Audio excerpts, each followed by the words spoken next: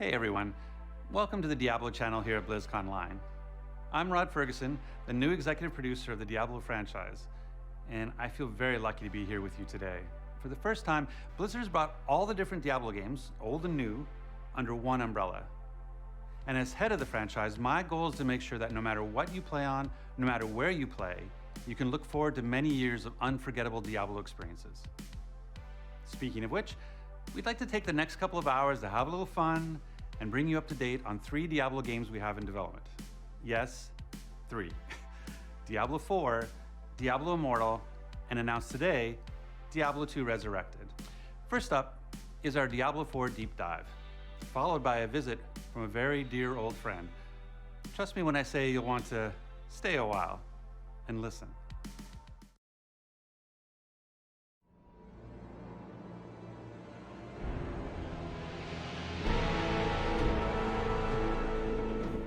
Ever since we announced Diablo 4 at last BlizzCon 2019, we've been sharing updates with you guys through our blog, whether it's items, skills, zones, even user interface updates, and you guys seem to have really enjoyed that. Today, to mark the special occasion of BlizzCon Line on Blizzard's 30th anniversary, rather than doing a blog, we're actually going to share lots of video, introduce a new class like we saw in opening ceremonies, and also cover some open world topics, including mounts, camps, and PvP. Yeah, this is like the ultimate blog post, right? We get to actually hand deliver it. This is the dream. It's all finally out there, and we can talk about all of it. Just in case some of you guys missed it during opening ceremony, let's take another look at the Rogue Announce video. Oh, we're gonna watch this again? All right, it's a pretty good video.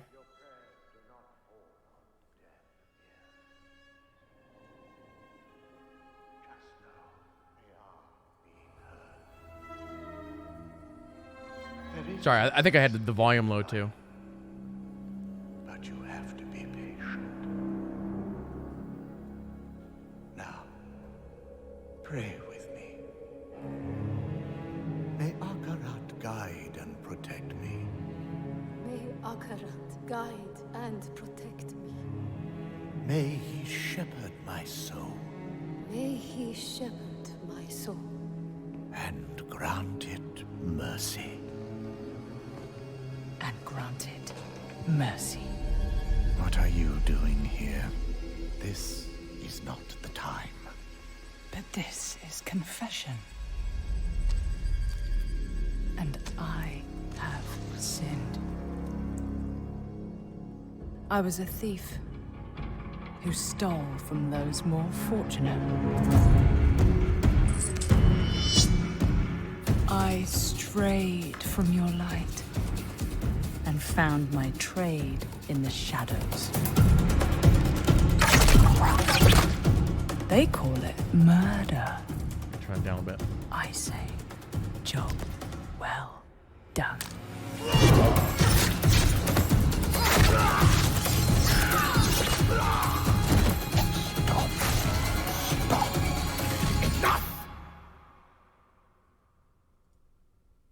I am a thief, a heretic, a murderer, Father. Will Akarat save me? You mock our light. But those monsters were a scourge upon my flock. Just looking over Twitter here real quick to see if there's any other announcements that happened. Oh, you were the answer to their prayers. Then we are settled, and you owe me. The name you seek is... Thank the heavens for you. Heavens? I assure you, Father, the heavens didn't send me.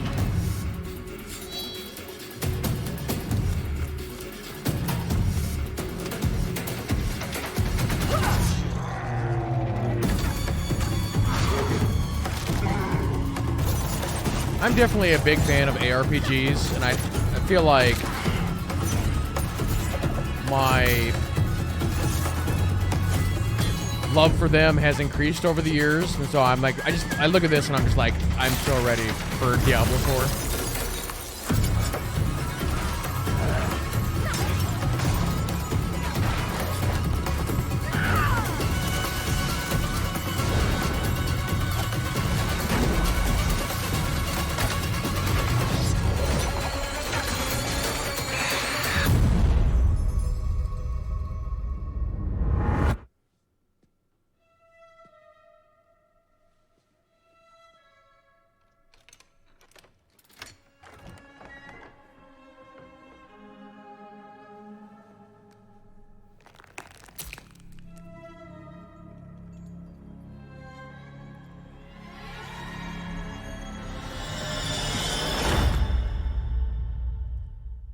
Wow, I love that ending. There's two things. There's the rain of arrows off the mount for the win, and then when that guy takes the ear and he stretches it onto that hook right at the end, it's like, oh. That ear box never gets old. You know, I always wonder where all those ears from Diablo 2 when you kill other players went. Now you know there's some creepy guy in a church collecting ears and putting them in a box. Just what we always thought. No spoilers, but we're going to be hearing a little bit more about World PvP a little bit later in the segment, but ears are definitely making a comeback. World PvP? But let's go back to the class, because there's just nothing more exciting to be able to introduce to a Diablo game than another class for players to check out. Yeah, this is a pretty cool thing. We don't get to do this very often, right? I think it was you that said that, John. There's always room around the campfire. There's always a little room. We had kind of like very core archetypes to begin with. The brute strength of the barbarian, the arcane knowledge of the sorceress, kind of a return of a shape-shifting classic with the druid. No RPG lineup is complete without that dexterity class that's kind of like defeating enemies with finesse, with speed. And we kept coming back to just the idea of bringing it to the kind of the godfather of all dexterity-based archetypes, the rogue that we saw in Diablo 1.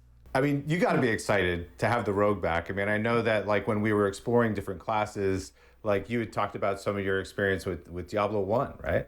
Oh, for sure. So one of the things that's super cool is like the rogue was always able to adapt their playstyle. So fans That of old school Diablo movement. 1, Diablo 2 rogues will be able to create very archetypical rogues, starting with the weapon selection. On the melee weapon side, rogues can use swords and daggers,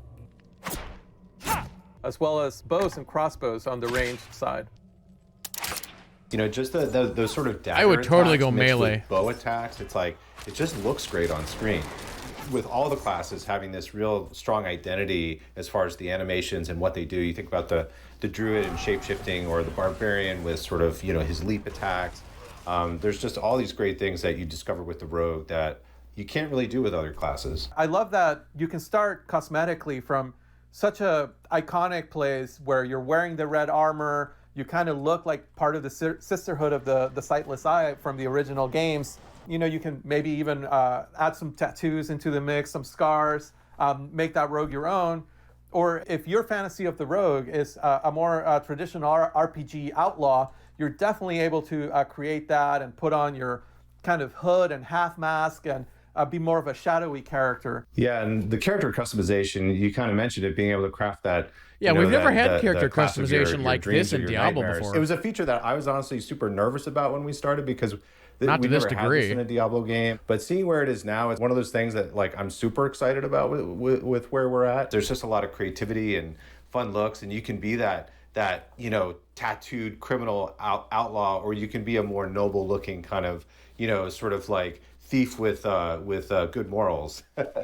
Well, one of the things that we kind of kept running with beyond just the cosmetics was customization.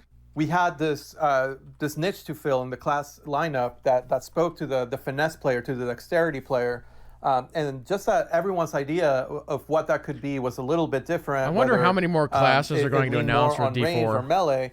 But If they only do we one took more, that a what's it little gonna bit of a be? step further. We really wanted to have each class in our game just have that one thing that makes you go like, that's bullshit when you see a player use it, and then makes you want to re-roll that class because no other class gets it. For the rogue, it's the class specialization. The 3 specializations are combo points, Shadow Realm, and exploit weakness. I like Shadow Realm because I take the problem and I make it smaller. I mean, it's just I just pull 3 guys into the Shadow Realm and duke it out, and then I come back in. I'm like, all right, smaller problem. I love the idea of exploit weakness. The way it works is during some of the enemy attacks, players will see an icon flash over the enemy's head. During Some which kind of magic class. Yeah, well, they already have one. Much more damage than technically an 2 if you attack. say druid's a magic If you're quick on class. the draw, this is the specialization for you. I'm just like a little bit skill capped there, and you know, like every time I try to make it work, I'm just a little bit shy of the skill level that's required for that. It's almost like you're a surgeon, and it requires a really strong ability to assess what's happening all around you. My personal favorite is the combo point specialization. As you might expect, this ability lets you build multiple combo points, which enhance So combo your points, that's how World of effectiveness in Warcraft does combo. it. Basically, you just like get into this. You build rhythm combo of points, and combat then you of, do like a 3 higher builders to a spender, level lets ability. You build up to these big moments. It almost makes like a rhythm game out of combat, which I really enjoy. And the way the class specializations work is you will work with one of the world groups of rogues around the world in Sanctuary that you will find and do class-specific quests that no other class can do. Whether it's the Sisterhood of the Sightless Eye, the remnants of that order that you choose to work with. They're almost making this more or like the an mercenaries MMO of than Kyrgyzstan, or the outlaw smugglers of what the they've done in swamps the of past. Hawazar.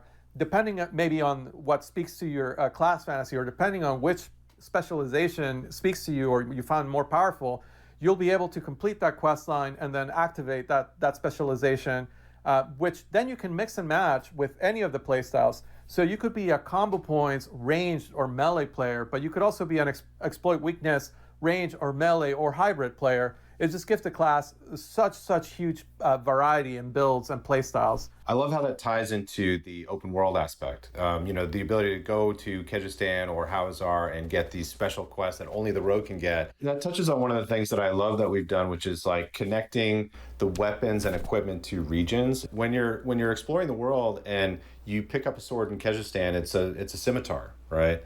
If you're up in Skazglen, which is up in the north, it's more of like a broadsword.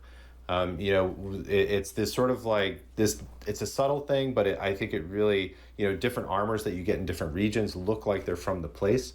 And so giving that sense of place in the world is something that I every time I play the game, I feel it, I see it in just like subtle ways, and just really enhances the overall sense of immersion and experience. And I just want to see what's around the corner. The weapons are also like, going back all the way to Diablo 2, just such an integral part of the class, and the ability to augment your weapon through magic, through enhancements, it's just something that really spoke to us when we try to tap into the core of the class. Going back to those mercenaries that you could hire, it was always kind of cool to see what kind of special arrow shot they would come with. I and it's completely something we paid forgot about homage to that. with the imbue system. All the way from directly elemental imbues like the frost imbue, which feels a lot like the ice arrows that the D2 mercenaries used to shoot, all the way to we expanded it to feel a little grittier, a little darker, into things like poison imbue and shadow imbue. Just the ability to take any sort of attack and kind of mix and match with those imbues. Once that kind of clicked for me that I could take any ability and imbue it with, either of those elements.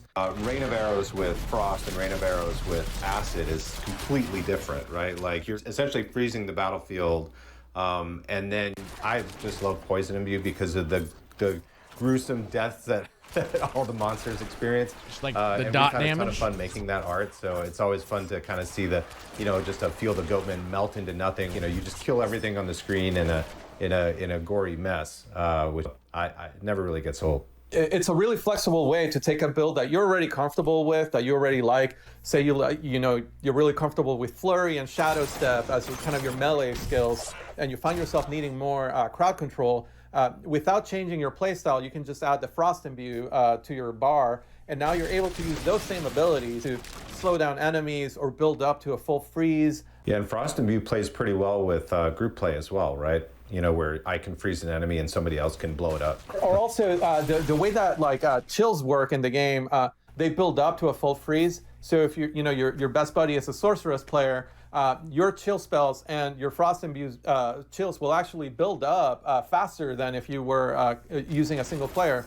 So, just ask to open with Blizzard before you frost imbue, and you'll basically be freezing enemies twice as fast, which is super awesome synergy. So the last thing that's worth spending some time talking about the Rogue is like how mobile the class is, just how able the class is to kind of close the gap between themselves and the enemy. Even while they're mounted, you might find yourself, a full screen away and just dismounting into a rain of arrows, closing the rest of that gap with maybe like a dash, and then getting back out of there, dropping some caltrops. They can basically control the fluid motion of combat in a way that no other class can.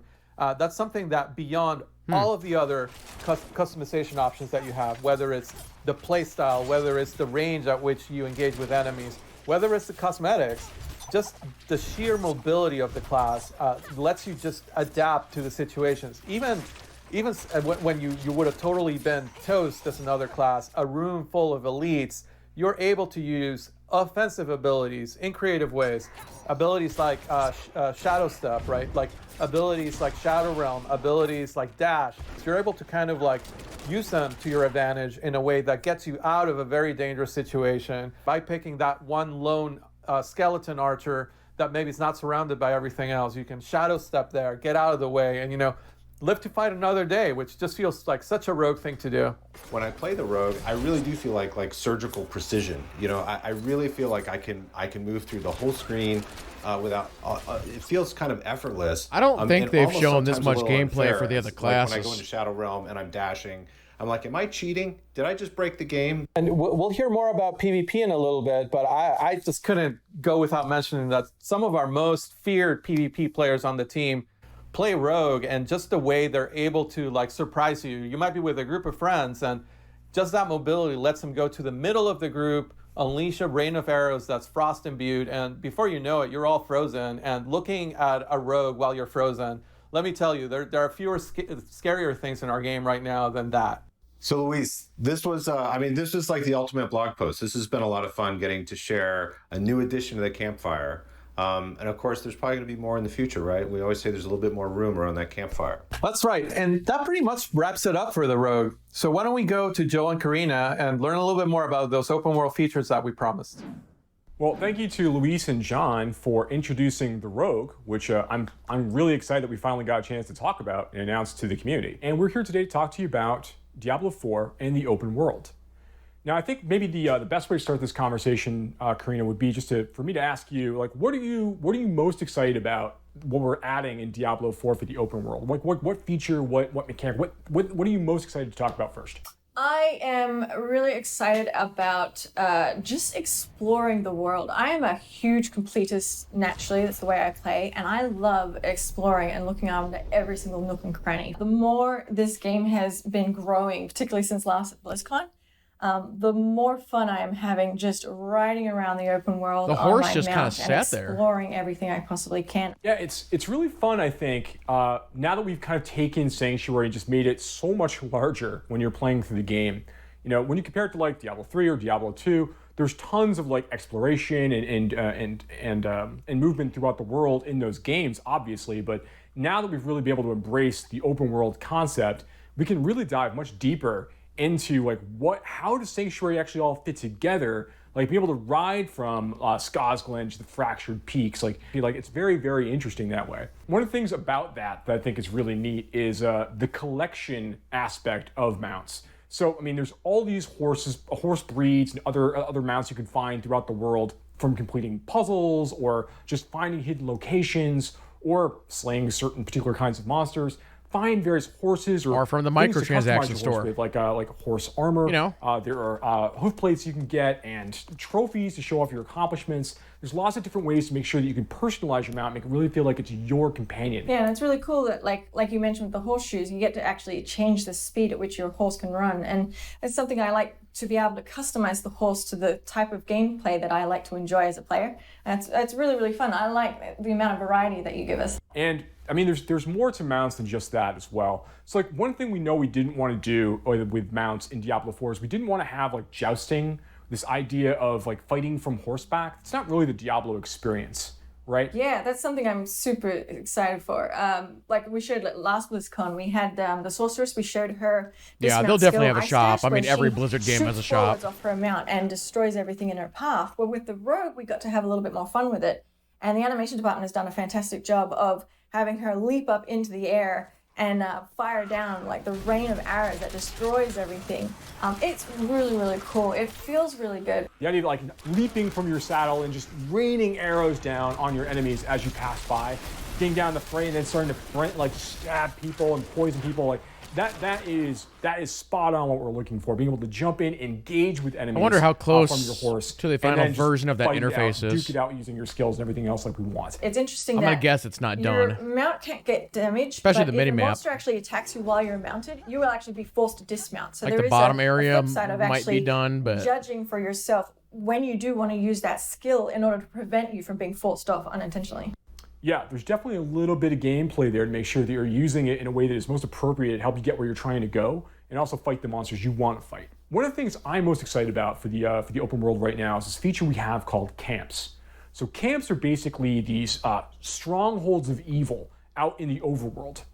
You got to remember that decades ago during the events of Reaper of Souls, when Malthael rose to power, the Reapers killed like 9 out of 10 people throughout Sanctuary. Like a tremendous number of people passed away.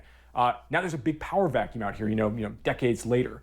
And these monsters have started to move into these places. Bandits, monsters, goatmen, all kinds of different creatures, skeletons, the undead, have started to like resurface and come back into these areas and start to take them for themselves.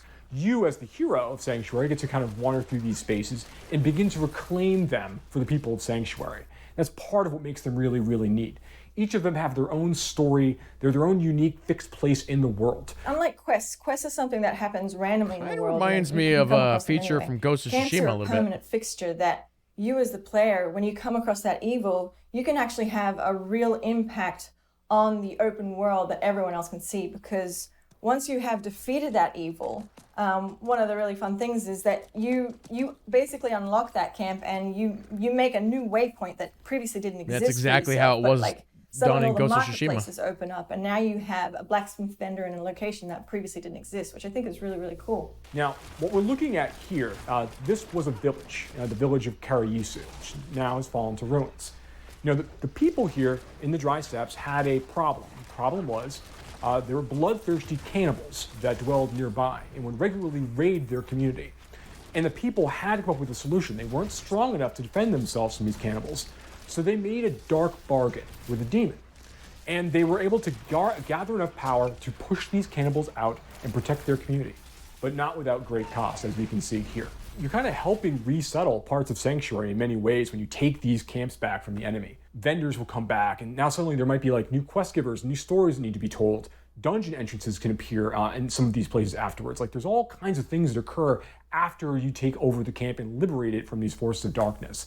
And again, it's just so cool to see you permanently change the world as you find these places and kind of wander through and solve these problems. One of the other neat things about camps, and in general, like the overworld, just broadly speaking, is we have so many more opportunities now to kind of play with movement. It pushes the bar vertically as well as horizontally, and we now have been playing around with the idea of jumping across chasms to allow the player to get access to a location that they previously didn't have. There's all kinds of areas for players to like find their own path, allowing them extra movement options they haven't had in previous Diablo games. We are also in a vertical top-down camera for the environment, and so it really breaks up the plane that you typically see as like not only as a developer, as an animator, but also as a player. There's such a huge variety of things that you can possibly do to mix it up and make things a little bit different. There's like certain puzzle elements to it.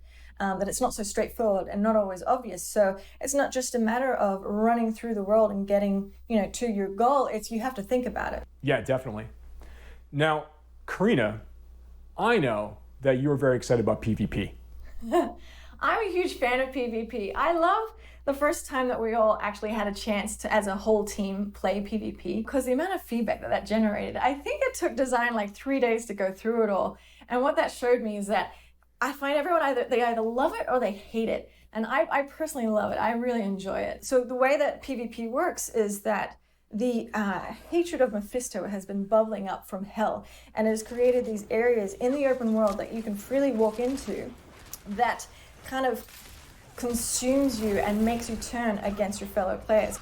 PvP, even in these areas, these fields of hatred, right? Even in these spaces, it's not like mandatory. So these are optional places players can choose to go to kind of collect shards of hatred that they can collect from like killing monsters, from completing events, opening chests, all kinds of ways to earn these things, not necessarily just killing players. So Rotting Gamer, did Lost Ark have a thing like this? They're in an unpurified state. They're in a basic state. You need to bring them to a purification event in order to turn them into a currency that you can then use in the nearby, like, small encampments around the fields of hatred. I have another thought. I think they took this from when you're trying to Division. purify these things, that's when everybody Going into the dark finds zone out in Division. Here's like, oh, okay, well, someone's actually trying to complete a purification ritual. We need to go and kill those players and take all of their shards. That before right they there, finish. that's exactly what happens Once in Division. Once you purify them, they're yours. You can't lose them. But before they're purified, they're free game. Yeah, I think it's really important to note that, like, even if you don't want to engage with other PvP players, you can actually explore those areas and collect the shards of hatreds from specifically monsters.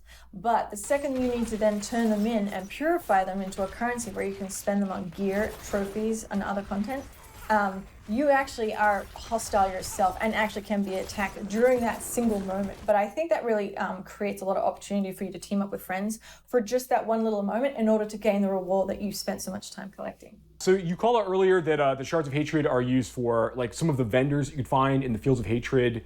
There are some special vendors that only kind of arrive in these areas. They'll have special costumes or new mounts and weapons and things along those lines. Nothing that's like strictly more powerful than stuff you can get in other parts of the game, but stuff that really like speaks to your desire as a PvP player.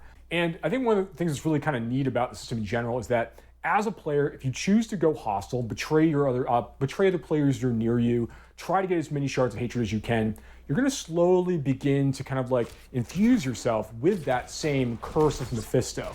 And you're going to become a vessel of hatred. Now, once you do that, everyone within a very large radius of you is going to be able to see you as a threat on the map.